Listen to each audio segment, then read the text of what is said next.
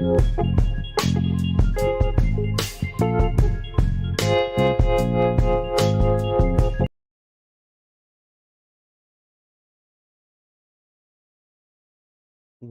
going on, everybody? Welcome to the channel. Welcome to the spoiler discussion for episode 5 of House of the Dragon. I am House Oenitis, your host for this evening. I've sent the ravens out. I've called the banners. We'll see if anyone shows. We're going to war, baby. We are going to war as the proclamation that Queen Alicent. As you can see, I'm wearing green for the Queen because Alicent Hightower was my favorite part of this episode. Definitely. But see if anyone joins in, and then we're going to start with the spoilers. But episode 5, right off the back, I'll just say favorite episode of the series so far. Favorite episode. It just had that Game of Thrones vibe. Like, there's more players in the game. We're getting the perspective of more of the side characters, like how strong. We get more from them, so I like that. We get to hang out with the Valerians in this episode. Yeah, there's just so many more characters that are about to be introduced, and also, I mean, we're about to have twice as more characters because next episode, episode 6. I don't want to get into it yet, but yeah, it's almost like we're jumping into the next season of House of the Dragons season 2. Especially if you've seen that season 6 episode preview. Check out the chat. We got McBain. McBain. I like that name. Episode 5 was a banger. Yeah. Favorite episode. I give it 4.5 O's out of 5. It really gave me those old school Game of Thrones vibes. Of course, we got Irish Blessing in the chat. How many episodes are there in the season? 10. 10 episodes. Every episode of Game of Thrones, House of the Dragon, usually has 10. I think the only seasons of the original Game of Thrones that didn't have 10 episodes is it might be the only season was season 8, which only had 6 mediocre episodes. Other than that, it's usually 10 episodes. So see if any more of my bannermen come to my aid, and we're just gonna jump right into the spoiler discussion. But how was your guys' weekend? Huh? You got everyone out there have a good weekend? I hope so. My weekend, pretty good. Can't complain. All right. We're going to get into spoilers here soon. Like I said, this episode of House of the Dragons, episode 5, titled We Lead the Light? We Are the Light? Or I don't know. It's the saying of House Hightower. House Hightower. So 10-year episode, or 10-year time jump next episode. That's right, McBain. That's right. We got a 10-year episode. That's why I said it's almost like we're heading into season 2. But I think it's well, I'm trying to think of what the Hightower house saying is. It's like we lead the light or something like that, which is the title of episode 5. So let's just jump right into spoilers. Like I said, my favorite episode of the season, 4 out of 5. I love the pacing of this episode.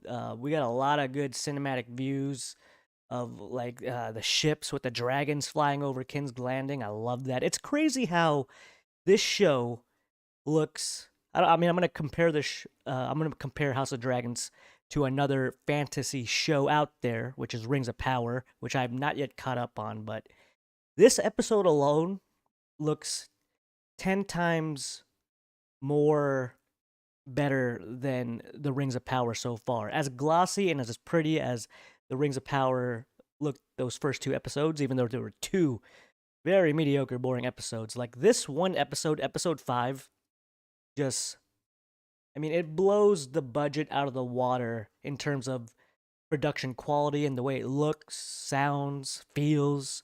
Compared to Rings of Power, I mean, it's not even a contest. Rings of Power looks good, but you're telling me that show cost almost $1 billion?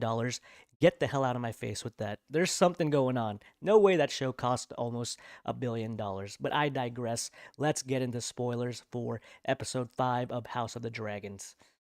So, We Lead the Light is, I believe it's the title. That's the title of episode 5. But look at this cool picture right here. The main episode had to do with getting uh, Rhaenyra and Laenor Balerion, getting them to marry and making sure their partnership was agreed on both sides. You know, Rhaenyra agrees, Laenor agrees. And that set up this whole situation here, which this scene right here isn't a wedding. We'll get to this whole scene, this whole crazy celebration. We'll get to that later. But this whole thing, this whole scene right here, that wasn't the wedding. That was just it was supposed to be the first night of celebrations. This whole wedding was supposed to take place in like a week. But as we know later on in the episode, it's not going to last a week. But yeah, look at the imagery right here. That's a cool looking image, kind of reminiscent of. I mean, it's a typical like wedding picture, but it looks like the Last Supper. So I like how that scene looks right there. But this episode opened up with a freaking with of course you got to have Damon in here. You got to have Damon show up. But the opening of this episode actually opens up with Damon's wife, his current wife, the Veil, aka the Bronze Bitch, as he calls her, with Rhea or Rhea. I mean, is her last name Targaryen because she married Daemon? But yeah, I like this character a lot. We're actually introduced to like two new characters in this episode alone, and they both don't last very long. Let me put it that way. But I liked her. She was in the scene, or she was in the beginning of this episode for a total of maybe 3 minutes before she dies. But I liked her. She's probably one of the more attractive women in the show too. There's a lot of attractive women in the show so far, but I liked her a lot. She was fierce, she was tough, she was attractive, but she was kind of a bitch. She was kind of a bitch. As soon as she sees Daemon in this episode, she just starts giving him shit. That you could tell why Daemon is so afraid to go back to the Vale and spend time with her.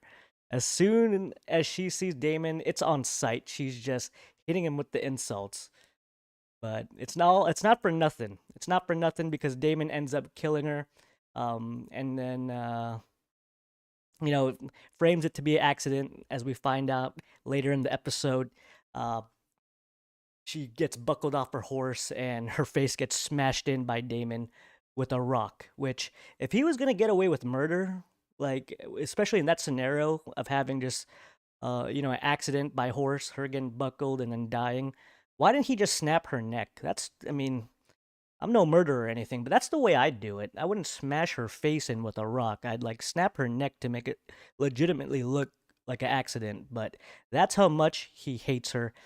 So he just took a boulder and smashed her face in so he could eventually inherit Runestone, which that was his whole ploy. But I did like how we did get to see Rhea or Rhea, whatever her name is, the Lady of the Vale, I believe, or the Lady of Runestone. She was built up a lot. She was built up a lot through the whole season because Daemon just refuses to go home and talk to her. So yeah, finally get to see his wife and now dearly departed ex-wife because she dead. She's dead. So that was a good opening scene. I liked it a lot. I wasn't expecting him to kill her in the first in her first few scenes, but for the amount of time she had on screen, she did a good job. So yeah, this episode had a lot to do with Alicent. She was by far the breakthrough star of this episode. It's kind of sad because this is the last time we're gonna see the actresses who play young Alicent Hightower and young Rhaenyra Targaryen. The actresses' name are, I think it's Emily Carey and Millie Alcock. This was their last episodes as the younger versions of these characters, which is sad to see because this actress right here, she acted her ass off. She had some really good scenes in this episode. But yeah, so we'll just start off with Queen Alicent's her point of view. Let me look at the chat. Damon is my boy, Mac Bain. Yeah, Damon, he's a wild card, man. You just never know what he's gonna do. Someone before in this chat said that he was kind of reminiscent of Loki, and I totally see it now. He's likable, he's mischievous, and he's kind of demented. Maybe evil, but he's still damn likable. But yeah, Alicent Hightower, we get this good scene of Otto Hightower leaving King's Landing because his ass got fired. So he's going back to Old Town. But he gives her a warning here, and he's kind of 10 steps ahead of everybody. He knows he messed up, but he also knows what's afoot in the future. He knows King Viserys isn't going to last long because he's dying of what we find out in this episode is leprosy. He's a leopard. Or as the Joker would say, he's a lep. Or how's the Joker say it in The Dark Knight? Like a leper. Like a leper. So, yeah, that's what his disease is. He's got a form of leprosy and he's got disgusting mold growing on him. It's disgusting, man. It gives me the heebie jeebies just thinking about it, but we'll get to that later. But yeah, Otto Hightower knows Viserys not going to last long in this world. And, he got fired for overstepping too much in the affair of things. So he's leaving, and Alicent is by herself. So he gives her the warning that, hey, now's the time. It's either now or never. We got to make moves in declaring your son, my grandson, Aegon Targaryen, the heir, or you're gonna have to bend the knee to Rhaenyra. So he knows she's gonna have to make moves because war's coming. The older they get, and the more heirs that are produced on each side, things are about to get crazy. So Otto Hightower, say what you will about the guy, he's 10 steps ahead of everybody. He failed, but he knows what's afoot. So he gives that warning to Alicent. And that was a good scene. I like this scene a lot.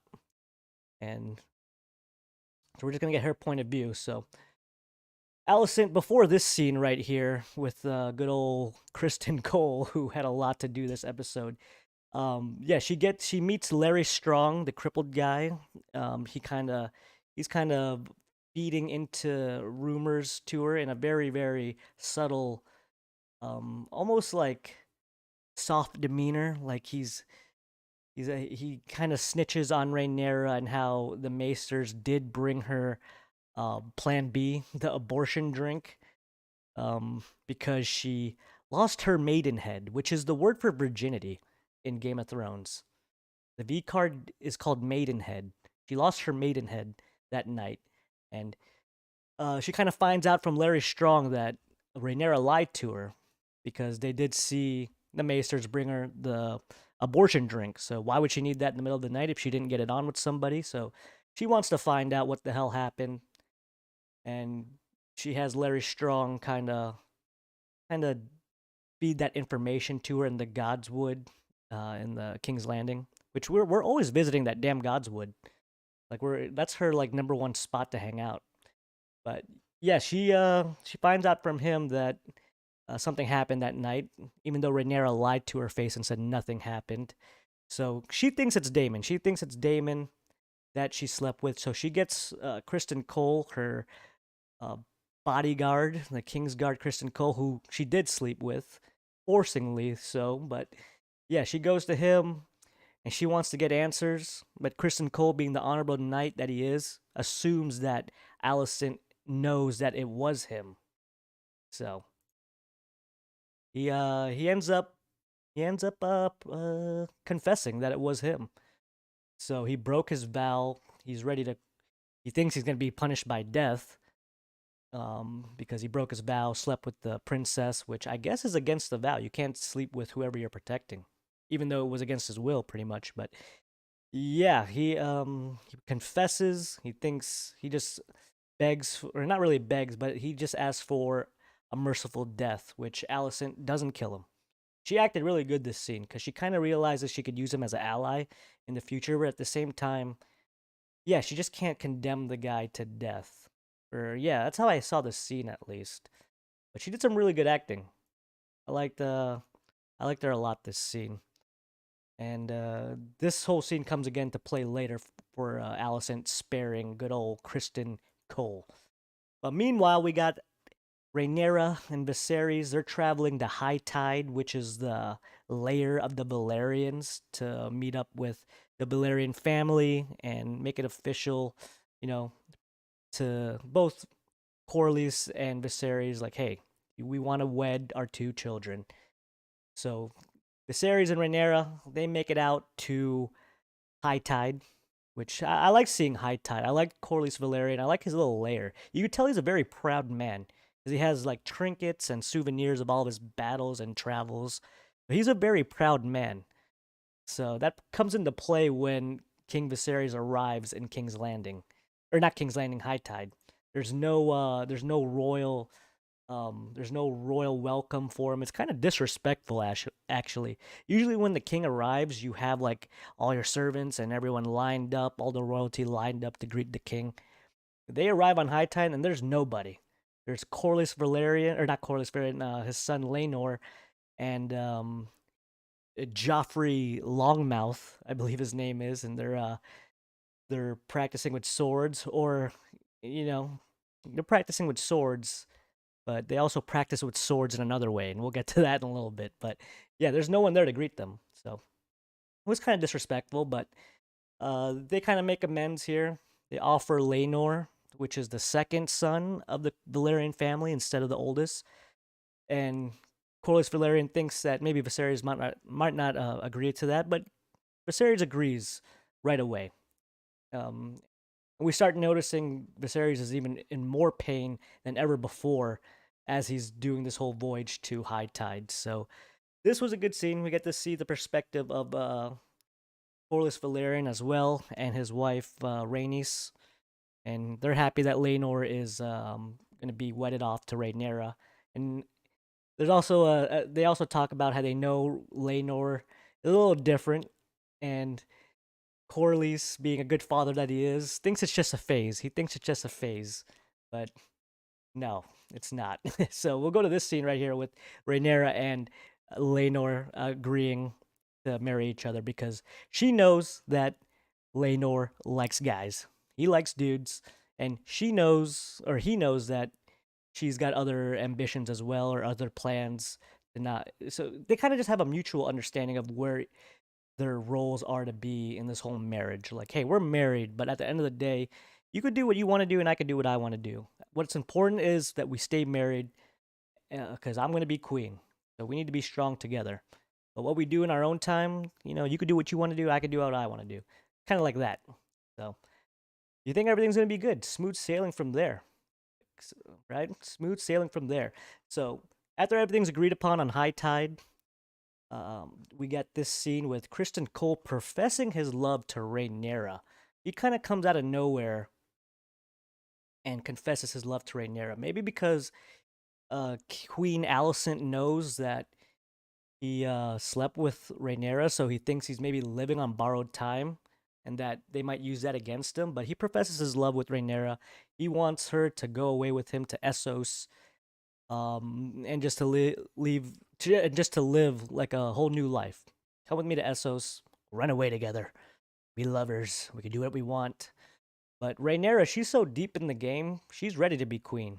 She's ready to be queen. So I like the character growth for Rhaenyra because since episode one, she didn't want anything to do with the throne because she didn't think she had a chance. She was the daughter; no one would have cared, and still that comes into play. A lot of the Westeros houses still aren't too keen on having a queen. So she kind of still knows that, but either way, she's the heir and she's all about it. So she denies it. She's like, "Hey, I got duties, but you could be my side piece if you want. You could be my side piece." And he's like, "Oh, you mean your whore?" So that kind of breaks his heart. I mean, the whole series, this guy's kind of had it together, but we're starting to see that there's more beneath the eye of Criston Cole. He's got some feelings under there, and he's got some feelings for Rhaenyra, and it breaks his heart. It breaks his heart. And also, there's a lot going on with him because Queen Alicent knows that it was him. So yeah, he might be a little paranoid. He wants to get the hell out of there either way because he doesn't know what his fate will be. He's broken his oath, and he's a pretty honorable dude, and he's broken his oath. So he's going through a lot this episode. And he just got his heart broken by Rhaenyra. He doesn't want to be anyone's side piece, and I don't blame him. But really, you're a Kingsguard, and you're not really a prominent Kingsguard. All right. I mean, he's won a few battles, or he's been in a few battles, but yeah, his name is nothing of worthy, really. He comes from a really common house, so that comes into play later. And then we get this scene with Viserys. Like I was saying earlier, he's got the leprosy forming. You see it growing on his arm. It's like the mold. Oh man, I don't even want to think about it, but it's disgusting. And he also has a really good scene where he's talking to Lionel Strong, which is his new appointed hand of the king. It's a really good scene. He knows he's living on borrowed time, and he's kind of explaining to him that he wish he was tested. So I liked it a lot. He knows that inherited a kingdom that was already in peace, and at the end of the day, when he dies, what's the realm going to remember him for? He kind of just held things together that was already in place. So, yeah, he kind of wishes he was tested. But honestly, this whole mess that's about to happen is his fault because he wasn't decisive enough as he should have been. So yeah, his after he's done, after he's gone, which is going to be soon. I mean, there's a few times in this damn episode where as the audience we think he's dead and he's not. But yeah, once he goes, whew, that's when the war starts. That's when the war starts. This whole first season is kind of like the prelude to war, kind of like the first season of Game of Thrones. Like season 1 of the original Game of Thrones, that led up. I mean, every episode before like episode 8, that all led up to the Clash of Kings. That's how this is starting so far. It just takes place in the span of a longer time period, I think. So yeah, poor King Viserys, man, and Patty Considine, the actor who plays him. Say what you will, he is a soft king, but at the end of the day, man, the actor playing him is doing a hell of a job. He's doing a hell of a job. It's gonna be sad to see him go, and he's gonna go soon. I mean, every episode he's just deteriorating worse and worse. So he's gonna go soon, sadly. But the actor himself is doing a good job. So let's just skip ahead to the first night of celebration, this dinner. Which, man, look at that spread. That looks good. You got fruit, you got some meats and crackers. That spread looks phenomenal. But yeah, we got the whole scene here. Everyone's about to celebrate the first night of the wedding between Laenor and Rhaenyra, as you could see them right there. And they make a good-looking couple, but things are actually weird. Because he likes dudes and she likes two other dudes. So, yeah. But at least they have a mutual agreement. Everything looks like it's going to be gravy on this episode, but we get some entrances in this episode, or in this area right here, or in this scene. We get some dramatic entrances. First of all, the Valerians come up in style. I like how the Valerians rolled up in this whole wedding. They came up like 10 deep, their whole family, walking down the stairs. That was a cool entrance for the Valerians. And then you had, of course, Daemon shows up. Daemon shows up uninvited. Last episode he was exiled by King Viserys, but it'd be so awkward to cause a scene that I think Viserys just let him walk right in and take a seat. Daemon, man, he does not give a damn. He does not give a damn. And Daemon also has a good scene with the cousin of Rhea Runestone, I believe their last name is. He kind of confronts Daemon because he kind of knows that he killed her to inherit Runestone. And Daemon's like, well, she did marry me, and I am the new heir. Like, I'm supposed to inherit everything. I'm supposed to inherit that whole place. So, cousin Rhea, sit down and shut up because that shit's about to be mine. So I like that whole scene with Daemon and the cousin of his um dearly departed ex-wife. But yeah, that was a good scene. But we flash forward here. Who had the best entrance? Oh, there's the Valerians. They had a good entrance, but she had the best entrance by far. Lady Alicent, Queen Alicent. Ramin Djawadi had a new musical score composed just for her entrance here. I've never heard it before, and it was good. It was a good song, man. Ramin Djawadi, man, he could create magic. Where'd that picture go? I lost her. I lost the queen. There she is. But yeah, this was probably my favorite part of the episode. She's not there initially. The king's kind of wondering, where's my wife? And she comes in dramatically during his speech, which was a pretty good speech. I liked it. But she came in mid speech and just ruined it with her bright green dress, which you see Harwin Strong and Lionel Strong in the side talking about, oh shit, she's wearing a green dress. You know what that means. And one of the brothers like, what does that mean? He's like, you know what the High Towers, the color they put in the High Tower to declare war? Green. That's what she's wearing. So what a statement by Queen Alicent, because she's by herself. And this was just a statement to show, hey, High Tower's still here. High Tower's still here. So yeah, I like this scene a lot, the way she made her entrance to the wedding or to the celebration. I liked it a lot. And like I said, Emily Carey, the actress who plays her, knocked it out of the park this episode. Knocked it out of the park. So everything's going gravy in this scene. Like, it's a pretty fun wedding so far. There's a lot of character interactions. Laenor and Rhaenyra, they're dancing. Uh, we got Damon. Damon hitting on Laenor's sister, who, man, Laenor's sister was fine. She might be the finest girl at this wedding. And of course, Damon swoops in on her, and they got some good chemistry.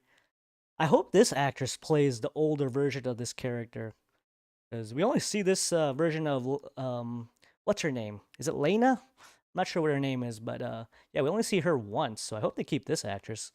She's attractive as hell, so I hope they keep her. But yeah, she actually might be replaced by a new actress as well, because there's a 10-year time jump in the later episodes, or the next episode. But yeah, Damon's wilding out at this wedding, of course, and he has a scene with Rhaenyra as well. But we'll get to that in a little bit. This scene right here, this guy Joffrey, this is Laenor's lover here, and he's kind of looking around, and he sees Kristen Cole kind of sulking in the corner here. He's just watching Rhaenyra's every step, so he kind of puts it together like, oh, this guy's getting it on with Rhaenyra. I could tell. A little snake, like he's just scoping it out, and he tells Laenor like, hey, I'm gonna talk to this dude because we got dirt on them, they got dirt on us, so let's just make the feelings mutual, which wasn't a smart play because Kristen Cole's already on the edge. I mean, just look at his face. His eyes right there as Joffrey's talking to him is like, I'm about to beat this mother effer's ass. This mother effer's about 2 seconds away. Look at his face. But yeah, Joffrey is so cocky, and you just can't trust someone named Joffrey in Game of Thrones. Right? So, this version of Joffrey in House of the Dragon, he's so cocky, he's like, hey, we know you're screwing Rhaenyra. You guys know that I'm screwing Laenor. So, feelings mutual. He kind of like, it's like anything happens, we know what you're about, you know what we're about, so let's just keep everything's even. Which, we'll get to that in a little bit. That plays on later. So here we go, we got Daemon and Rhaenyra. Daemon steals a dance from Harwin Strong with Rhaenyra, and they kind of talk about what happened in episode 4. And there's still a lot of passion between them, because he grabs her like this, and Viserys sees it. But before he could, kind of pinpoint what the hell's going on between these two, all hell breaks loose between these two right here. There's a fight going on. You can't really see the scuffle. You're kind of trying to see who the hell's fighting what the hell's happening. And then it goes to Kristen Cole brutally beating this man's ass on the ground. I mean, he's going to town, putting holes in this sucker's face. He is just beating the living daylights out of Joffrey. And it is brutal. He literally puts a hole in the guy's face with his fists. Because Cole is just kind of over the edge at this point. He's got his heart broken. He's broken his vow. The queen knows that he slept with Rhaenyra. He doesn't know what's going to go on with him. And this guy's talking shit, whispering in his ear. He's just had enough, and he goes crazy. Kristen Cole, for being like a stoic, honorable knight that he's been the whole series, he's kind of a psychopath. And he just beats the living daylights out of Joffrey here. He even like shoves Laenor to the ground. Like, no one could stop this man from beating this guy's ass. Kristen Cole's kind of a beast. He's a simp. He's kind of a simp, but he's also a beast. I like his character a lot too. He showed a lot of depth this episode. But yeah, everything goes crazy when he just completely just ruins the party, which leads to, like, this was supposed to be the first night of celebration in like a 7-week or a 7-day period before the main wedding. But things get wrapped up after all this drama, and then they're just like, look, let's just marry these two right now, because we don't know what's going to go on the next few days. You guys get married right now. Laenor, this guy just lost his lover. He's crying.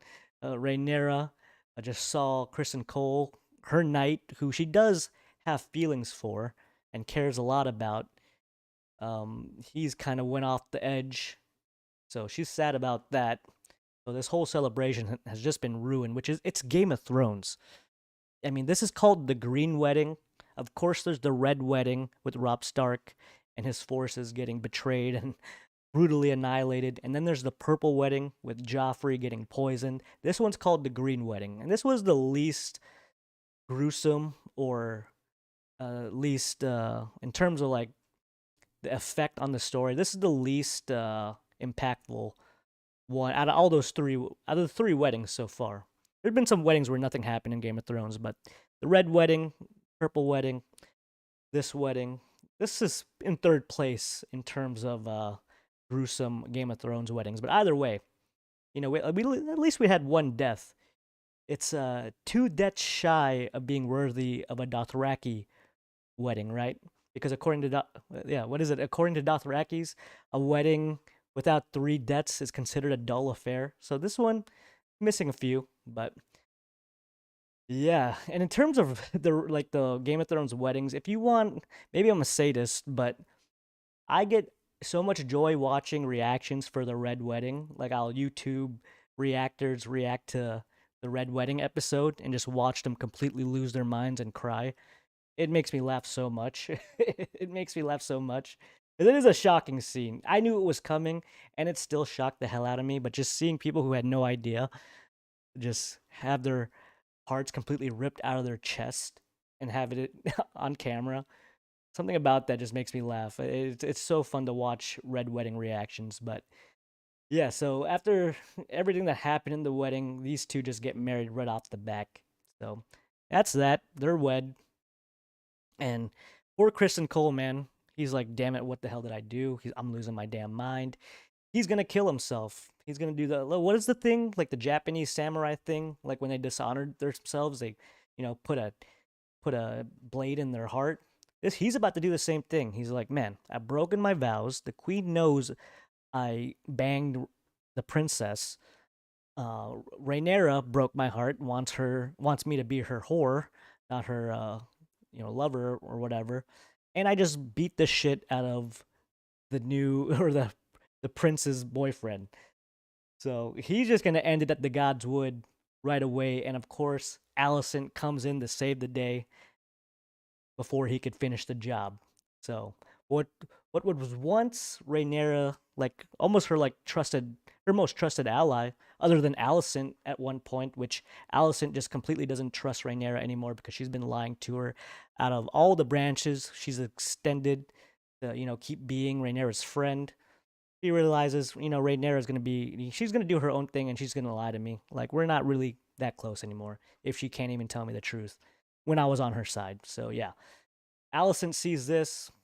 She's gonna and saves Kristen Cole. And I honestly think Alicent kind of cares about Kristen Cole. Like in the books, she's really more of a Cersei character, but she does some good acting. It's probably just the performance of Emily Carey, because yeah, she saves Kristen Cole's life here. And this was a really good scene. This was a really good scene and a good way to end the episode. Actually, there was one more scene after this one where poor Viserys, as Rhaenyra and Laenor are finishing their vows, he kind of coughs blood, starts bleeding, I believe, as well, and just collapses on the ground. Which I thought he died this episode, but there's a preview for episode 6, which we're all going to check out together before I exit this live stream. But yeah, then it ends with him passing out and a rat licking the blood of poor old Joffrey. Rats don't last long in Game of Thrones, I guess. But yeah, that's kind of the end of the episode, man. That was, like I said in the beginning of the stream, this episode felt way more like Game of Thrones than the others, because we had this hang out with a lot more characters and see where their perspective's at and all this. But yeah, this was a really good episode. The twists, the turns, like so much happened in this one episode. And plus we got a wedding. And a wedding in Game of Thrones never disappoints. So yeah, I love the hell out of this episode. And who was in the chat? Mac Bain, you still here? Like you said in the chat, there's a 10-year jump, I believe, next episode. So yeah, this is like the ending of season 1. This is like the ending of season 1 of House of Dragons. It felt like a season finale, and a damn good one, But all right, before we exit the stream here, like I said, my favorite episode of the season so far. But before I X the stream here. I'm gonna go ahead and check out the preview for the next episode of House of the Dragon, episode 6. Let's check it out.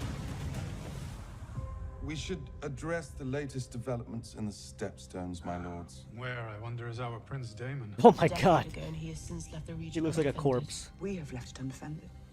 Yeah, look at him, all grown up now. What are children but a weakness? Is that Aegon? Young Through Aegon? them you imagine you persist forever. Wait, they got... You will be our king.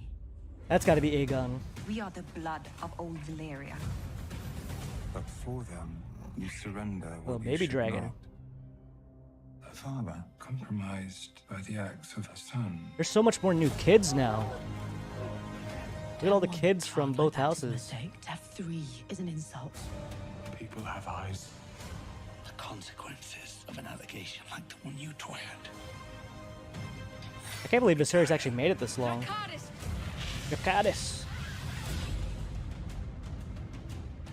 Wow, I mean, just judging from that trailer, it looks like season 2 because there's so many new characters and, I mean, look at Viserys and and Lord Lionel Strong here.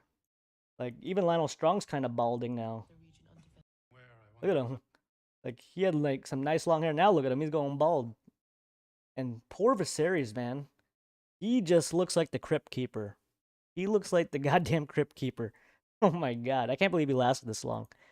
But then, okay, then we got the new actress playing Alicent. Man, I already missed them already. I missed the young Alicent and Rhaenyra.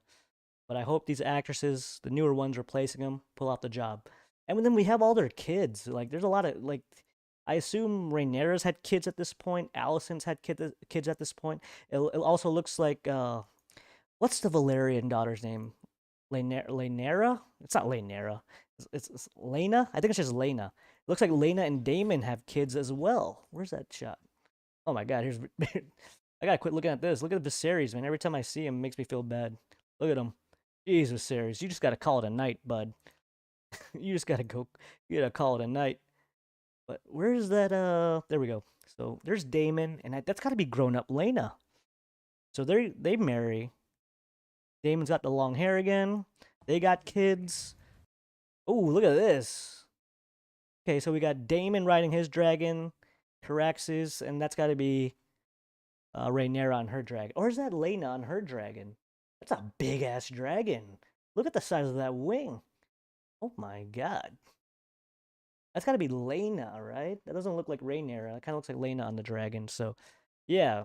Man, a lot of things happen. Holy god. A lot of changes. More babies. Rhaenyra, she's had a baby as well. Man, it's like we're heading into season 2. It's like we're heading into season 2. Yeah, judging from that preview, I gotta look at that preview again. Man, so like who's that in the cell? But you got Daemon, grown up Laena. This has got to be Aegon Targaryen right here. This has got to be Aegon. I don't know who the other kids are. The other kid. Look at poor Viserys, man. Looking like the Crypt Keeper. And Lionel Strong here is new Hand of the King. I wonder what Otto Hightower's doing. I hope we get Otto Hightower showing back up. I liked Hightower, man. This is Harwin Strong. We're probably going to get a lot more Harwin Strong and Larry Strong. So, this is grown-up Alicent, grown-up Rhaenyra. Yeah, this is like the beginning of a new season, it seems. I think this is Harwin Strong training young Aegon. So, yeah, we're going to see the clash of these two ladies now. Like, the beginning of the Dance of the Dragons is really because of the feud between these two ladies. They really start to hate each other as they get older. And it looks like there's a lot of animosity from that little scene right there. So yeah, I cannot wait for next episode. I mean, there's what, 4 episodes left? Yeah. 4 episodes left, and it's like we're entering a new season of Game of Thrones, so, or House of the Dragon. And I honestly hope there's no major time jumps. I hope we don't, like, in the span, or in the next 4 episodes, I hope we don't jump, like, 10 years or another drastic time jump, man. I want to just when the younger actresses or the younger characters of Rhaenyra and Alicent were gaining a lot of momentum, especially Alicent, boom, time jump, 10 years. So, yeah. But the writing so far for this show has been pretty damn stellar, so I'm pretty sure it all makes sense and it'll all work out in the end. But all right, everyone, that is my review and my spoiler discussion of House of the Dragon, episode 5. We Lead the Light. Favorite episode of the season. It had the tempo and the pacing of like a typical Game of Thrones episode. Like, it wasn't just focused on the Targaryens. We got to hang out with a lot more characters this time around. So, all right, everyone. Thank you for everyone who watched this stream or checked out this video. Be sure you click the like button on your way out. Subscribe to my channel as well.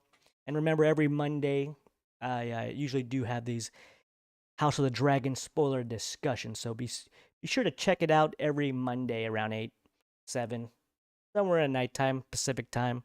I'll be around. I'll send the Ravens out. I'll call the Bannermen, and hopefully you all show. All right, everyone. Thank you for joining.